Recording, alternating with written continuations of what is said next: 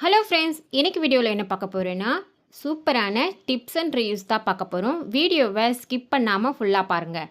நம்ம சேனலை இப்போ தான் ஃபஸ்ட் டைம் பார்க்குறீங்கன்னா நம்ம சேனலுக்கு சப்ஸ்கிரைப் பண்ணிவிடுங்க. கூடவே பெல் பட்டனை ப்ரெஸ் பண்ணுங்கள்.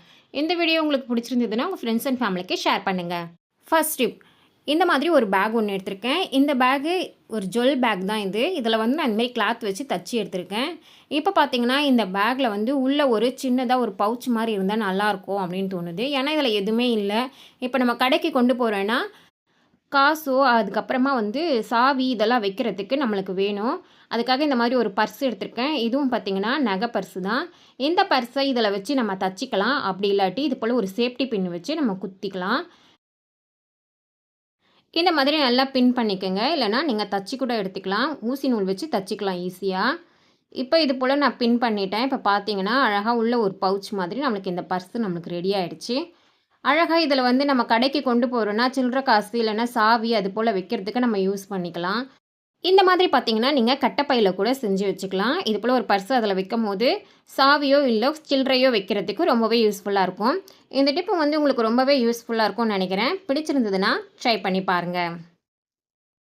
அடுத்த டிப்பு, இது போல் காலி பெயிண்ட் பாட்டில் தான் எடுத்திருக்கேன்.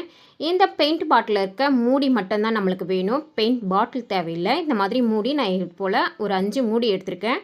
அது கூடவே வந்து ஒரு பெரிய பிளாஸ்டிக் மூடியும் எடுத்திருக்கேன்.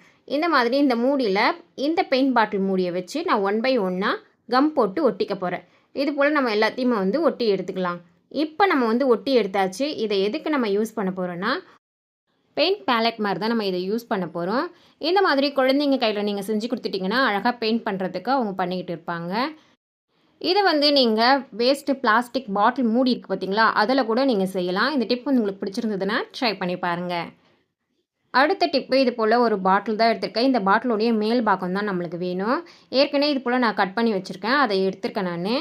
இப்போ இது கூடவே வந்து ஒரு மூடி ஒன்று எடுத்துக்க போகிறேன். இந்த மூடியை பா ஷேப்பில் 2 பக்கமும் கட் பண்ணி எடுத்துக்க போகிறேன். இந்த மாதிரி பா ஷேப்பில் 2 பக்கம் நான் கட் பண்ணி எடுத்துட்டேன். இதை வந்து இதில் வந்து ஒட்டி எடுத்துக்க போகிறேன். இந்த மாதிரி க்ளூ தடவி நான் ஒட்டிக்கிறேன்.